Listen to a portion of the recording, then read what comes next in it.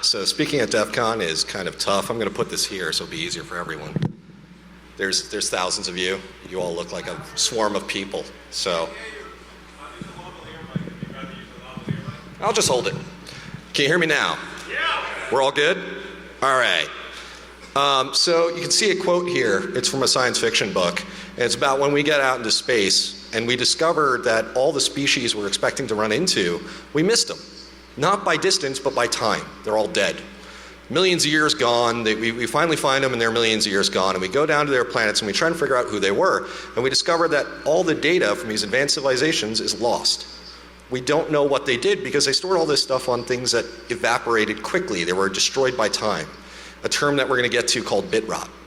And it's important as we move further into this digital age that we take time out of our lives to find and protect the data that needs to be protected. So a good bit of this talk is going to be discussing the methodology and the importance of what we as a group of hackers need to do to protect some of this data, and some of our tools and certain aspects of our professional skill sets are uniquely suited to that. So without further ado, this is amateur digital archaeology. And a hacker is just another word for amateur. If you want to be professional, you go over to Black Hat. DEF CON is about the amateurs. It's about the new guys, the young guys, the people who don't know any better yet. That's what a hacker is. A hacker walks into something and says, I'm a hobbyist, I'm going to figure this out. So you might be wondering why any of this is important. This is a sub-genre of technology. But if we're in Mosul watching ISIS get annihilated and you have a reporter walking down the banks of the River Tigris and finds 3 dead bodies, he could either look at them, take a photo, write a blurb and keep going, or he could dig through their pockets. And if you dig through their pockets, you might find that they have a cell phone on them. And if they have a cell phone on them, that cell phone might have a memory card. And if there's a memory card, there might be pictures and data.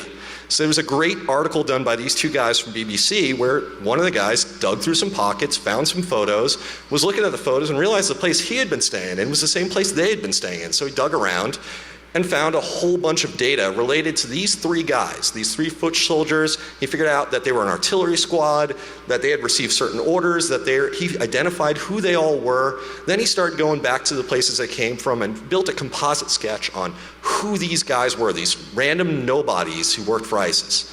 And this gives us a unique insight into who these people were at this momentous moment in time, something that we're talking about right now. 100 years from now, people might not understand. They might be looking at a newspaper and go, what the hell's ISIS? Who's Mosul? Come on.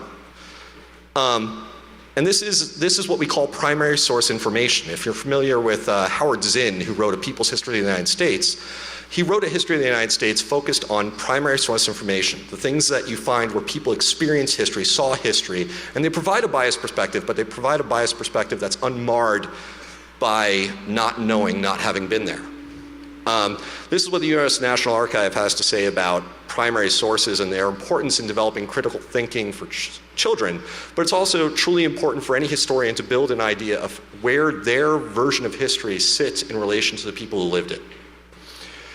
This is what our friend Adam has to say at NYC Resistor on EEPROMs, which are primary source information. He says, find a board with a brain. If you're a hacker, any sort of chip you see that has a brain, has memory, is primary source information. So this is kind of the thrust of what we're going to be talking about. And in regards to amateur archaeology, it's part of being an amateur is recognizing your limitations. You're not a professional archaeologist or anthropologist, and you shouldn't think of yourself as one. You should, do what they expect you to do, but also recognize that you have limitations. You're not going to go up here and start dropping a professional grade peer review paper. What you can do, however, is protect data for them to write their paper. And the other great thing is because you're dumb, you can accomplish things that other people didn't think were possible, like flight. And I know some of you guys here might be a little pissed off that Joe Random Idiot managed to get their hands on something that's probably of historical significance and should probably be in a museum. It's important that you remember that this is DEF CON, and we are way more Lando Calrissian than we are Professor Jones. Most of the people here are perfectly okay with that, but for those of you who are still concerned, the National Air and Space Museum has several grid compasses and several grid cases. These are the styles of machines that we have. They also have one that was flown several times, and they have never released information related to what data was on them. They've only ever said, here's a laptop, it's off, it's sitting in a booth. It's like a dead machine. You don't have a full composite idea of what they did and why they did it. This is from recent news. This was published maybe a couple weeks ago. It hit Ars Technica. And the photo there is a photo of an old tape system. These were the data systems that did the analysis for Pioneer 8 through, I believe, 10. And that's the OIG report number. That URL that I referenced in the beginning and will reference throughout has a lot of this data available if you want to dig through the actual data I went through. And it's sad that the machines that analyzed the Pioneer missions basically ended up sitting outside of a contracting office in the elements, and an engineer brought them home, put them in his basement, and they got so destroyed by mold and the elements that when OIG finally found them and tried to see if there's any data they could pull off them or any significance to them, they actually said it's safer to destroy them than it is to try to analyze them because of the mold. It was a toxic health hazard to the investigators. It's important that we protect a lot of this data because it's starting to go away, and this is a really good project that has a direct tie to DEF CON and to NYC Resistor. Our friend Chris Fenton wrote a FPGA implementation of the Cray-1. And the Cray-1, if you've never heard of the Cray supercomputing company, you can ask someone else here. It's a formative moment in supercomputing history. The Cray-1 operating system is gone as far as anyone knows. If anyone here has access to an original Cray-1, talk to me or Internet Archive later. The reality is as far as anyone knows, that operating system is lost to history. Most of the people who had Crays burned their media when they were done. He did find a guy who was willing to give him a disk pack that he thought had Cray-1 on it and brought it back from Australia. And he built an analog reader, read the analog waveform, and I got an email while I was at DEF CON saying, hey, I've got about 40 gigs of analog waveform that I need to analyze and find bits in. And it just so happened I was sitting right next to Jason Scott of Internet Archive and handed him the phone, and he immediately helped them host it, and within a couple days they had two guys from Sweden and Norway who had written analysis software to figure out the bits. And then they started figuring out file systems, and then they were building it and writing it in emulation, and the next thing you know, the Cray-1 XMP project's off and running some races. They're able to kind of resurrect, maybe not Cray-1, but a Cray operating system that otherwise would have been lost. And none of these people are professionals or getting paid for this. This is what people do in their free time. This is Jason Scott from the Internet Archive. If you run into him at DEF CON, give him a hug. He's a good guy. And the other question you might be asking is, a Cray is an exotic machine. It's something cool from history. Why do I give a shit about a 386? And fundamentally, the machine we're going to be talking about is a 386 with a math coprocessor. So maybe closer to a 46 or a 387, whatever you want to call it, that's what it is. The importance of it is where it sat in history, what it did. And you should never judge a book by its data. Like, this guy writes 140 character messages, and they are considered incredibly important. I'm not getting into the politics of the person, but the data is important. It defines aspects of our life. It defines market movements and things like that. And I know Europeans have this approach to data that says we have a right to be forgotten. Star Wars Kid has a right to be forgotten. He shouldn't be judged his entire life based off of a 5-minute video. But at the same time, we're losing so much data that defines who we are and is important in understanding the scope and impact of things that are of historical significance, that sometimes the context matters. The Trump Presidential Library, ironically, does expose a major flaw in our archival knowledge. He writes so much shit on Twitter. He just did a policy initiative on Twitter and announced it there, that for the first time ever, Internet archivists, or real archivists, actually have to figure out how they're going to address social media. How do we get this data, store it, put it in a library, because it is important. It's incredibly important for future historians to understand how the legislation evolved, how historically these things occurred. And the other one in this list is SoundCloud. I'm not sure how many of you are familiar with SoundCloud, but SoundCloud is a cultural, I'm not sure what you call that, just a huge value. It's all these artists producing music and then disappearing or becoming popular. But there's so much music in there that defines our culture as we evolve across an entire geopolitical spectrum. As the internet begins to bring us together, we get to see these independent components start to meld. And they just announced 40% layoffs, and there's a real fear that SoundCloud will disappear, and then all the data will disappear, and a lot of these artists won't be able to repost it. So the Internet Archive's trying to figure that out. I recommend donating if you give a crap. Grid. Why is the Grid laptop important? The Grid laptop was the first laptop, arguably. It was the first clamshell ever, and that was the Grid Compass. That is the progenitor prior to the ones we're going to be talking about, which are Grid Case. This URL, highly recommend grabbing. It's a Computer History Museum, got 4 of the original founders of Grid to talk about how Grid was developed, what it was important for, and it's kind of a great loser story for the Pirates of Silicon Valley. These guys developed their own laptop, the first one ever. It was beautiful. They had Xerox PARC people, they stole people from the early Apple, and they developed their own first operating system called Grid OS. And then they sat in a meeting with IBM, and IBM was like, hey, would you like to license your operating system for our new IBM PC? And they said, no, of course not. Why would we do that? And then MS-DOS destroyed them. Bill Gates is personally responsible for annihilating Grid. And here's a further NASA history provided by one of the engineers who worked on Grid. The Compass was the first laptop in space by a matter of microseconds. TI had a laptop on the same shuttle flight, and you have to think about this. This is a first personal computer that made it into space. That's huge. It's the tricorder. It's the first time that an astronaut's able to use a computer on the space shuttle that isn't like a guidance system or a component that specifically does a job. It changed the way we approach space. Grids were huge in the US government as well. A lot of people who know anything about grids know that they have a reputation as being the government's computer, as being the rugged computer. They're originally designed for businessmen, and none of that's entirely true, but the US government did use a lot of them.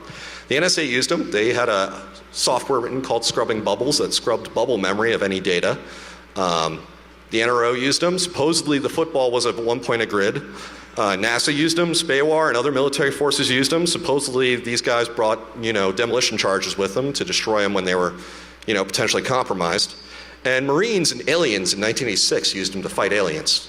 So there's a gratuitous shot of a grid fighting aliens. I know a lot of you were expecting me to be like, I found aliens on the laptop. This is the closest I got. But before we get into the task of ripping apart this, let's talk about how the hell you get your hands on old NASA gear. And this is kind of a big storyline. You can buy pretty much anything at a government auction. The government auctions occur as like GovLiquidation.com or all these private enterprises that sell stuff, or they occur on a state level. New York State, for instance, has an eBay store. And stuff gets sold there. I mean, it's whenever they're done with it and it no longer has value, it gets sold. And this is a great quote from a French guy, Francois. He was talking to a guy on eBay who got visited by the FBI, and they were like, hey, where the hell did you get all this shit? Because he started selling some stuff on eBay, and he had gotten it as scrap. And what he was selling was Apollo guidance computers. Anyone who knows anything about NASA or your own history knows the Apollo guidance computer is the first microcontroller in silicon. It is a formative component of all of technological history. As we were landing people on the moon, we developed the first silicon parts and we developed the first silicon microcontroller. So everything that any of you do is impacted by this device. And the AGC is formative. Some guy in France bought it off an eBay guy who just happened to have a fully functional AGC. How does this happen? Like, how did the AGC, any of them, make it out into the world where some guy can buy it on eBay? Why was it sold as scrap? Nobody could tell you. And yet, this one guy in France, if you hit his YouTube feed, has an AGC. I do recommend when you're done after this, he's got a great breakdown on how he accessed memory, how he read some of the data, and he talks about the operating system. He can't pull the operating system off of the AGC he has without destroying it, although there is a copy of data for another AGC component that he doesn't have. The question is, how do we preserve the data that was on the AGC? And some of you may know that that's out there now. It's on GitHub. The way it was preserved is one guy went to MIT and found the printed copies of all of the source code and transcribed them into a laptop. And he did this about 7 or 8 years ago. And just recently, a NASA intern found out about it and posted it to GitHub. And suddenly there's pull requests against, 1960 software. People are finding bugs. So in this case, we found software hiding in hard copy. That's pretty cool.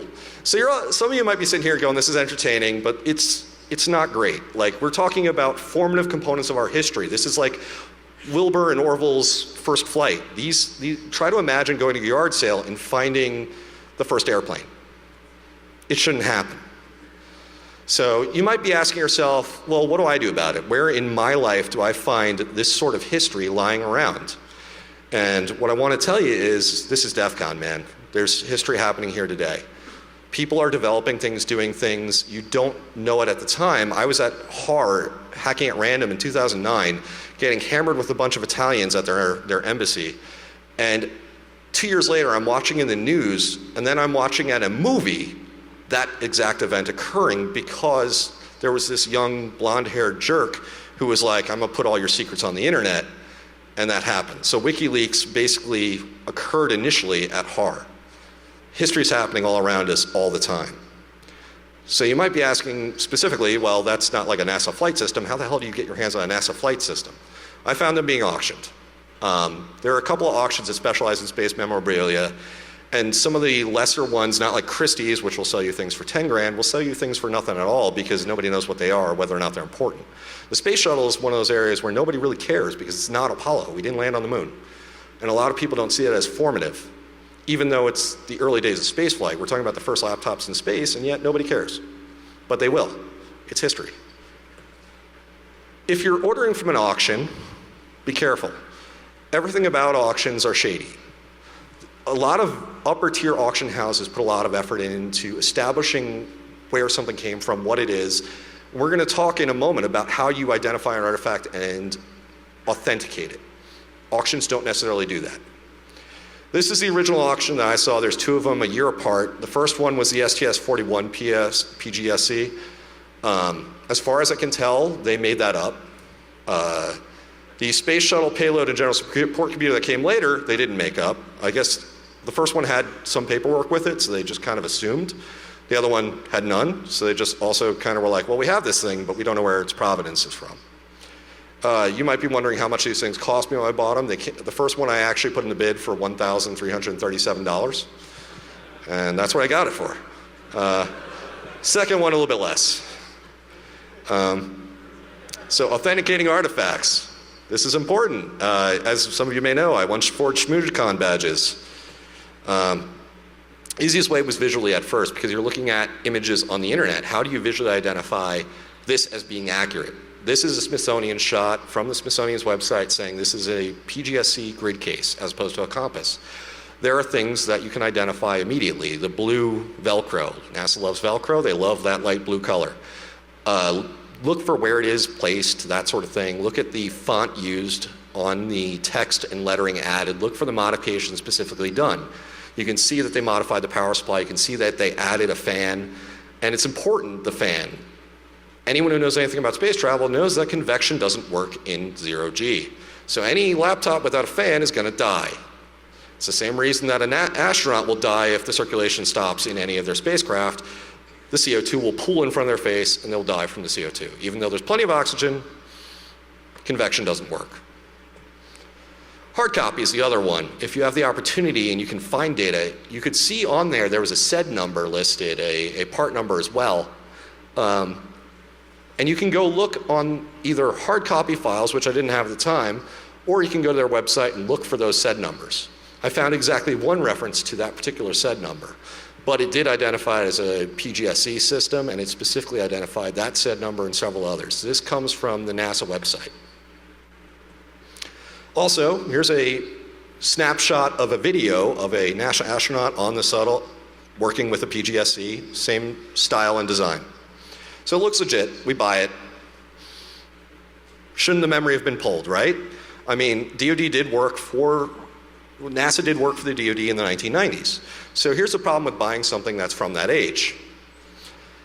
You don't want to accidentally release classified materials. They don't go dead until 50 years after. So if you see something classified, you don't put it on the internet.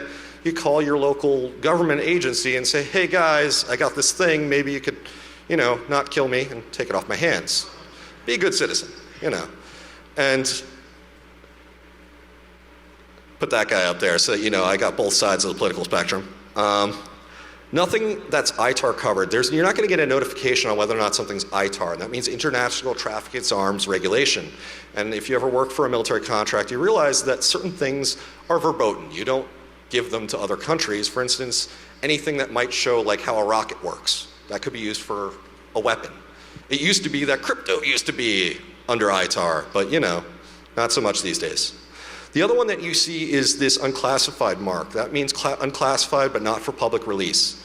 Don't release that either, because even though it's not dropping classified data, if you've ever worked for the US government, it's potential that you violated your own release clauses and you might go to jail anyways. So don't do that. Storing an artifact is the other problem. You now bought something expensive and you don't want to see it destroyed over time. Also, if any of you ever come across something like this and you want to protect it, you want to know how you can put it in a shed without it, deteriorating. So electronics, like beer, love beer temperatures. Cool, not cold, dark. Those are the things that electronics loves, and we'll talk about why. The cool environment, cold, is basically because a lot of things don't do well in heat. They get destroyed over time more rapidly. Cold is an arresting thing, and it's just thermodynamics at the end of the day, but it's better for everything.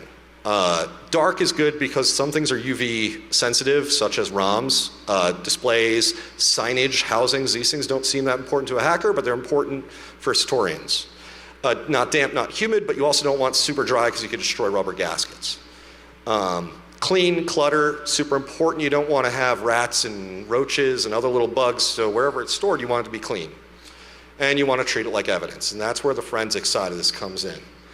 Anyone who does digital forensics, you've got the skill sets to do digital archaeology. You mark everything. You walk into a room, you take photos, you mark and identify everything. You want to know where it happened, how you found it. Even if you bought it from an auction, you want to take a photo of the outside, see how everything was laid out, where things were. In this laptop's case I'm going to talk about, we're talking about keycaps that were on the top keys. They were falling off as soon as I pulled the thing open. In fact, there's several taped to the outside.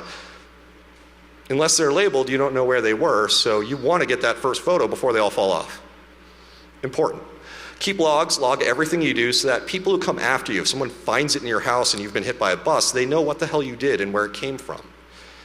Paperwork and chain of custody are huge. This is something you talk about in evidence. You talk about who had it when, how did it get there, as few hands as possible on it. Same deal with anything that's an artifact.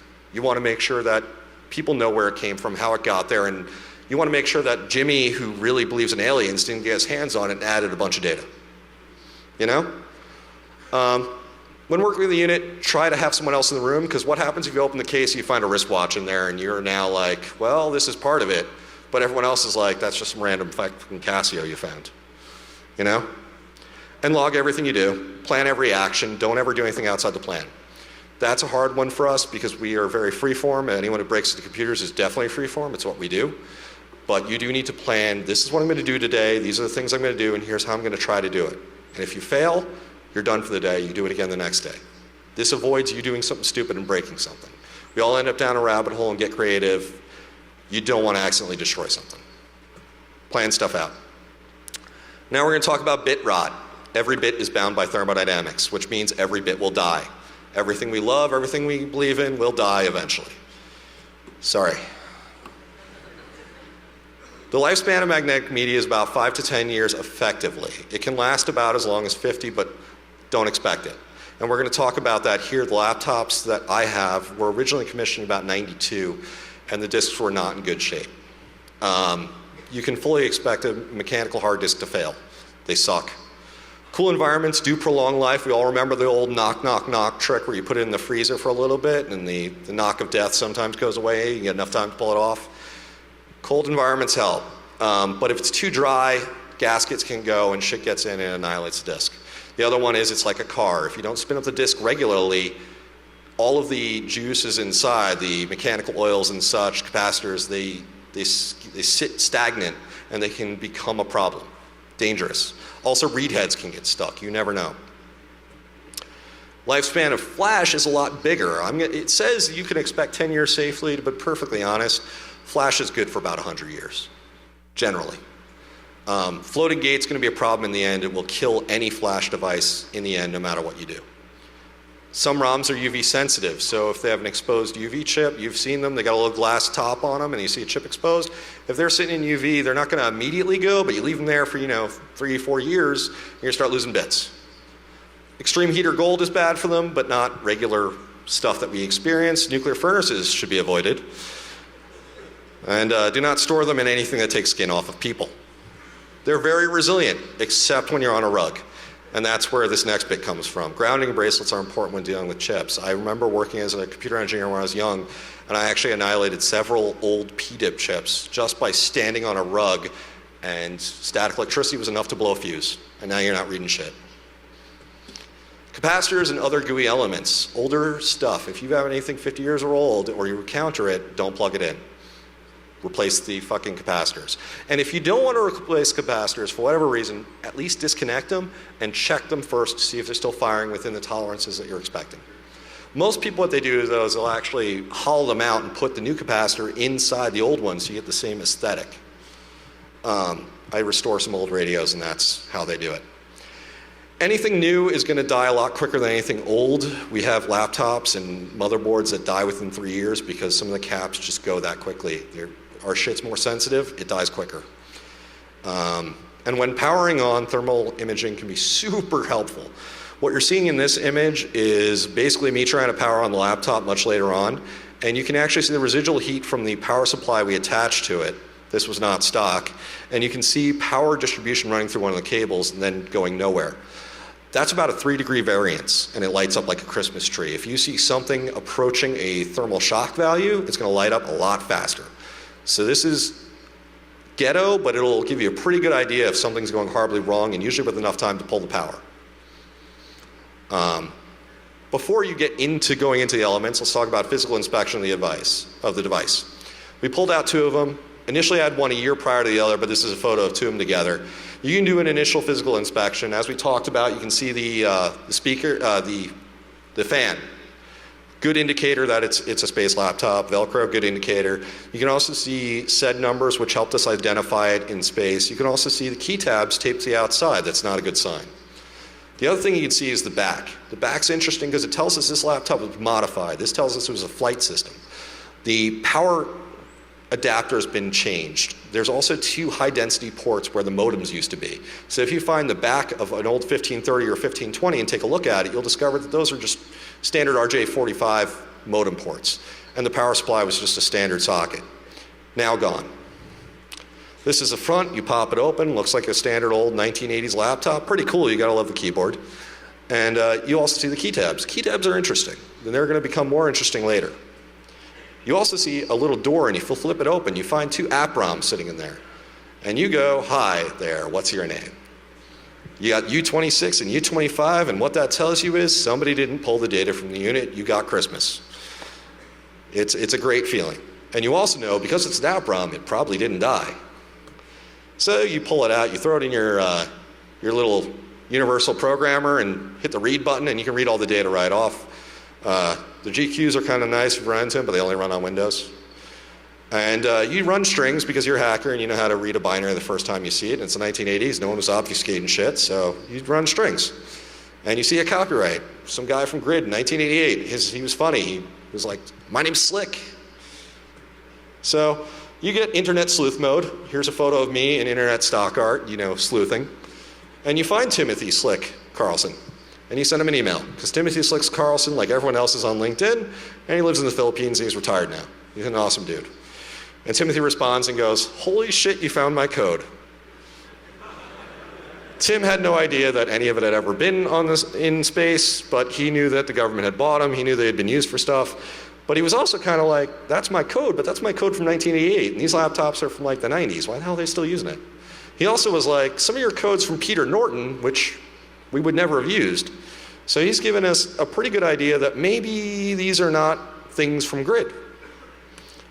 And then he, being a hacker, starts hex editing and pulling it out, running in DOSBox, and starts telling us languages written in. And he's a super happy guy and telling us all the information we ever wanted to know. And that's where our story about the Grid being the first in space came from. He also pointed out this. There's an echo line in one of the scripts that identifies the laptop as a PGSC application ROM diagnostics utility. PGSC is Payload and General Support Computer, says it outside on the case. That's how it was advertised, which means whoever put this thing together custom built an app ROM for it. So it's probably not fake, right? Somebody wrote an app ROM. Who would do that? And there's another thing that comes up when you start researching PGSC, and that's a thing called Spock. It's obviously not a reference to Star Trek. Everyone who's ever mentioned it from the US government has very clearly said it has nothing to do with Star Trek. But it is the Space Shuttle personal onboard computer, the first laptop in space. And the PGSC is the progenitor when they switched over the grid case from the grid compass. And the SPOC has a marked moment in history as being the first laptop in space, being the first time they added one of the most important applications that they've ever had, and we'll get to that in a moment. But here you can see the Smithsonian, for instance, pointing out it has nothing to do with Star Trek. Here is a SPOC in a forward compartment of the orbiter. Orbiter is just nerd for space shuttle, and anyone ever says orbiter, they're either from the 1980s and have a beard and worked at NASA, or they're comic book nerd. According to the people who worked at Grid at the time, the SPOC survived the Challenger disaster. To give credit to the compasses, where credit is due, they were incredibly resilient machines, and they used a thing called bubble memory. So supposedly these two machines that were on the Challenger did survive. The PAGSC took over for the SPOC in 1988. The SPOC was very limited. It ran basically two applications. We're going to talk about one of them that we've been able to recover, but the other one's basically lost to history. The first one was a tracking application for the orbiter. The second one was basically a runbook application where if they saw an error code, they could type it in and get a list of what to do. It sounds ridiculous to us that this is something that would have been a problem back then, but you have to remember that they're up there in space on a very complex machine with limited communications and no digital equipment at the time. They didn't really have an app store, but it is important to note that Grid did have its own version of cloud storage in the 1980s, a little bit ahead of their time. This is the shuttle tracking application as it was written. Before this, they had to do dead reckoning, which means they had to basically look out the window and see where they were to figure out where they were over Earth. There was no other way to figure it out other than asking ground control and letting them figure it out. So this is the application that most of these laptops were initially set up to run, and that's why there was usually one in the cockpit. It would identify where over Earth they were. This application is available on the URL that I posted. You can grab it, and if you can get it to run, it's basically Grid OS emulated running in DOS. And now that we've visually inspected the laptops, let's get on to the fun stuff. I went a little further into digging in data that's out there. You want to cross-corroborate when you're doing digital archaeology. It's not as much fun as the hacking part, but it's going to tell you important things. Supposedly this was for STS-41, so the first thing I did was pull up all the image data on STS-41. Here you can see an astronaut sleeping next to a PGSC system. It is about mid-riff to their right. None of these matched up with the laptops I had. The serial numbers, if I could see them, didn't match, and there was no key tabs on them. So it's a pretty good indicator these were not the ones I was looking for. But the PGSCs were used for a lot of stuff. Some of them were actually used for ground development to develop different payloads for scientific missions. Some were automated, check and verify that the payload's running. One of them was used for the original GPS analysis. When they deployed the first GPS satellites, they wanted to make sure they'd gotten it right, and they fired up a PGSC system, which was a grid case 1530, to connect to the first GPS receiver and identify that they were getting correct data. The PGSC, interestingly, did not have an orbiter communications link. It had no internet. It was not linked to anything. It was possible to put a multiplexer in, but they didn't do that. So that gives you a pretty good scope of what these things did and what their purpose was. Now this is a great photo. When I saw this, it was about 3 a.m. and I'm digging and I'm finding nothing, and then I find this guy. And this is a later mission. This is STS-94. The later missions, they had better cameras. I could read the serial numbers. And the serial number on that one, I believe, is SN1073, which is the highest serial number I saw. The ones I have are SN1044 and SN1045, with references to 43 and 46 in the paperwork. I see an SN1001 in the first PGSC system that I see. That's a grid case. So they made probably at least 73 grid cases. What's interesting about this one, though, is if you look real careful, you can tell that a bunch of the keys in the function level have key tab tops. They have stickers on them. This one STS-64, no key tabs. But you can also see that there's another laptop hidden underneath. You look at one of mine, those are the key tabs. Pretty important. Here you can see them again. STS-47 has the keycaps, but you can also see there's no SIAC logo over the app ROMs. A bunch of them had SIAC logos, a bunch didn't. It seemed like the earlier units in the PGSCs did have SIAC logos. Later ones didn't. Different contractor did the afterwork and changed the logos out. Here you can see a SIAC logo next to a non-SIAC logo. No key tabs, key tab. It's a later laptop. So what's interesting about the key tab ones is they're all related to Space Lab and Microgravity Science Laboratory. All the flights correspond to these missions. Anything related to those key tabs seem to be related to Space Lab. These systems probably didn't fly because all the Space Lab photos I could find are either SN106 units or SN1073 units. That's where I am right now, just doing visual inspection. Now let's look at the paperwork that came with one of them. One of them came with a folio bunch of paperwork, the other one came with nothing. What's interesting about this particular piece of paperwork is it tells us how much these things cost, 40K. In current dollars, that's about $70,000 a pop. The original retail value on those laptops is about $5,000, so they paid about $35,000 extra dollars to have them modified for flight. And they probably had about 73 of these done between 1988 and 1997, to give you an idea of cost of just this system. Also interesting here is you have a life history log, which tells you things about dates. When was it first in the NASA receipt? And that's 1992. So it's definitely not a, it's definitely was reduced to a ground system in 92, vanished for 2 years, and came back in 94 as part of Space Lab. You can see a full life history log that's again corresponding, and you can see the modifications. 40 megabit hard disk, RS-422, diagnostic PROMs, epoxy everywhere, and that RS-422 connector thing tells us what one of the boards is. This was a heavy modification, it was the most odd modification inside the laptop. It's an entirely custom board that replaces the modem. This was an RS-422 serial interface made by Rockwell International that interfaced with the space shuttle. So we're going to remove the housing, get in there, and actually look at some of the hardware right now. You see the app ROMs, you see me trying to replace one of the batteries and turn it on, that failed. But you can also see that they modified the battery. They changed the way it interfaced so that they could swap the battery out. That wasn't a stock modification. You see epoxy on all the chips. You can see hour life logs that were added to it. You can see that one of them ran for 3,700 hours, the other one for about 1,500. That's a long time. This was not space shuttle use.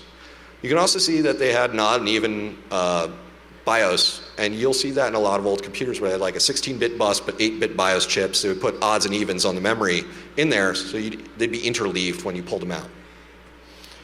We tried to pull it out initially with a DIP 28 cable, and it didn't work because their power was still attached and I didn't want to cut the power cables. So if you ever want to do this, you have to cut the power and ground so that you're not attempting to power the entire laptop when you're pulling the data off the chip. We lucked out, however. Initially, I thought they were just soldered in because of all the epoxy, but they weren't. There was actually a socket board there, so we were actually able to pull out, and we were able to get the BIOS off, which was super important because the disk geometry information for the IDE disks was in the BIOS. The IDE disks were terrible. They were developed by a company called Connor. Connor is in Scotland, and Scotland should feel ashamed for ever having produced these people. This is what Tim Carlson, who worked at Grid, had to say about the Connors. He was, oh no, Connor peripherals. Apparently they had a problem called stiction, in which the read heads would stick on the disk. And their line engineers would, you know, being the 1980s, hit it with their knuckles and let it keep going. So I had high hopes for this when it actually spun up. That was not the case, however. It did spin, but they were very corrupted.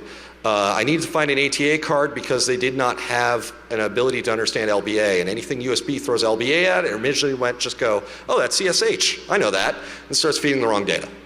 So we found an old ATA card, managed to get GNU DD Rescue to run, which was the only thing that was able to apparently continually try and pull data, and what we ended up pulling was about 20 megs of a 40 meg hard disk, randomly spread out, but enough to figure out what was on it. And it was basically MS-DOS. It was running diagnostic ROM software. It was called a DDSE flight mode system. And inside, you can see some of the strings. The interesting one on the right shows a file listing. And I've been unable yet, although I've only been into one laptop's disk, the other one I've not been into, has a thing called astro2.bat, which could be real interesting because I've never seen that one in any of the paperwork app-wise. But most of it's diagnostic data. And you can see Tim Carlson again showing up all over the damn place, having written all the diagnostic data for these machines. The binaries you want, if you want to dig into them with me, are actually on pgse.space. And we're working on restoring right now a stock grid 1520 to run some of the applications, but it's basically dead. One of the things we have to do is actually Dremel open a CMOS chip and hotwire it, and we're working on that, but the next thing is replacing the display. Lessons learned here are that my weak-ass methodology did yield results. We cross-corroborated between multiple sources. We identified these laptops were NASA systems, they were flight modified. We know the time spans they operated in, how long they ran. We know what they did. We know what applications were on there. We found the guy who wrote them. So all of that worked really well. We also know that it's pretty unlikely these ever flew. We went through all of the flight logs, all of the flight data on YouTube and the National Archives, and could not find a serial number that would have matched from that said number that was on there. We also identified that the weird-ass module that was in there was likely an RS-422 Rockwell interface for the space shuttle. And we figured out that they were used primarily for long-life testing initially. They would have been the first batch that would have been tested before they went from a 711 SED number to anything above that. The 713 appear to have been used initially to do shock testing. In fact, one of the logs in there that's not posted shows a screw that came out of one of the displays, and that was a send back to grid, and they responded. They also did an EMI test on it. This showed significant bit rot, which tells us that disks don't survive that long, even if they're in really good shape. In this case, they were. Flash memory was intact. The easiest way to do recovery work on NASA gear is to work there. I'm going to shout these guys out. I worked there for a little bit, and there was a group called LORP, which actually did Lunar Reconnaissance Orbiter project. They recovered magnetic media from the first Lunar Reconnaissance Orbiter, they were sending back perfect copies of data, but we didn't have the capacity to read that data. We recorded all this data, but we didn't have the equipment at the time to read it. So these guys took over a McDonald's and started reading all the data and found the first Earthrise photos ever taken, amongst other things. High-resolution images of the moon used for plotting landing sites. So LORP is a really cool project. I sent a URL. Next to it, by the way, is a ICBM that they're working on restoring. And by the way, that's in the unsecured part. If you want to do this and you don't want to go get a job at NASA, there's an organization called Space App Challenge, which allows you to go work on their data. They have huge volumes of data that nobody can do anything with because it's not indexed or searchable. Nobody's how to do anything with it. And we're running into this glut of historical important data just being lost because there's so much of it created, they get paid to do the development, the advanced research. When they're done, there's no funding to put it where it needs to be saved. So if you have the opportunity, that's one way you can contribute. So this is going to be my thank you board. It's that website's going to continue to get more data when I pull the next disks, but it has most of the ROMs. We've done SHA testing between them, so we know the ROMs are not bit rotted. It has the disk images for the first one as far as we've been able to pull them. They may get better over time. And it has a bunch of applications and research papers related to the PGSC systems if you want to read through them, including information on how the applications were written at the time. They wrote entire research papers on why they used DL displays, why applications were written the size that they were for tolerances and readability. The irony was the space shuttle at the end of the day was, can this astronaut read it? Computer History Museum, much love to them for having given me an hour-and-a-half video of the original creators talking about it, and to DEF CON goons, etc., and all those that I cannot remember. So, does anyone have any questions since we have like 2 minutes?